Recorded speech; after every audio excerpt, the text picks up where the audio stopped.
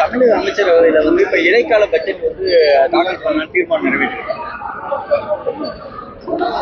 ஒரு கேள்வி கடைசி நேரத்துலயும் இது பண்ணுவோம் அப்படிங்கிற மாதிரி போற நேரத்துலதான் மக்களுடைய வரிப்பணத்தை எப்படி எல்லாம் சுரண்டலாம் நினைச்சிட்டு இந்த பட்ஜெட் தாக்கல் பண்றது அவங்களுக்கு வாடிக்கையா போச்சு.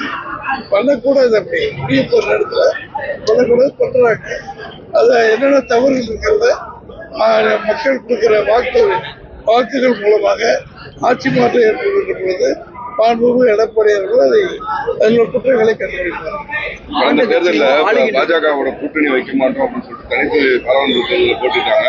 இப்போ சட்டமன்ற தொகுதியில கூட்டணியில வச்சிருக்கிறதுல இடி ரேட்ல இருந்து எடப்பாடி பழனிசாமி தன்னை காப்பாத்திக்கிறதுக்காக இப்ப கூட்டணி வச்சிருக்காருன்னு சொல்லி ஐ பெரியசாமி நேற்று குற்றச்சாட்டு வச்சிருக்காங்க. ஐ பெரியசாமி மேல எத்தனை வழக்கு அது அவரு முதுக இருக்கிற அளவுக்கு பார்க்காம அடுத்தவங்க மேல குற்றச்சாட்டு அவருக்கு வெட்கமில்லைன்னு நினைக்கிறேன்.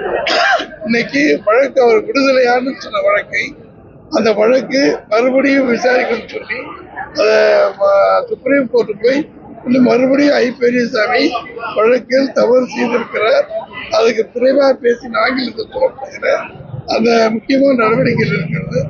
எனவே இவர்கள் வழக்கை சந்திக்க வேண்டும், தண்டனை பெற வேண்டும் என்று சொல்லி திரு ஐ பெரியசாமி அவர்கள் மட்டுமல்ல, திரு துரைமுருகன், திரு வேலு, நேரு, KKS ராமச்சந்திரன், இன்னொரு தங்கம் தென்னரசு, இது போன்ற அமைச்சர் மொத்தம் 9 அமைச்சர் 10 அமைச்சர் மீது வழக்கு போட்டு நிலுவையில் இருக்கிறது.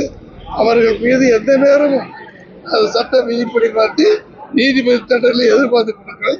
அவர்கள் தப்பவே முடியாது. அந்த வழக்கிலே சம்பந்தப்பட்டு சிறைக்கு போயிருக்கிற திரு ஐ பெரியசாமி அவர்கள் இப்படி பேசுவது வேடிக்கையா இருக்கிறது.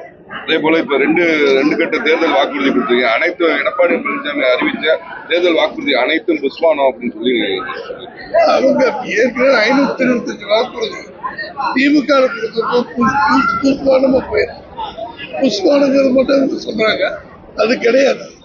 இது எல்லாமே செய்யணும்னு சொல்லிதான் நாங்க அறிவிச்சிருக்கோம்.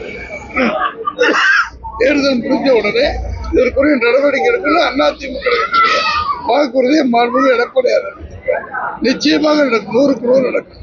இது மட்டுமல்ல, இன்னும் அறிவிப்பு வர இருக்கிறது, அதில் பார்த்துக்கலாம்.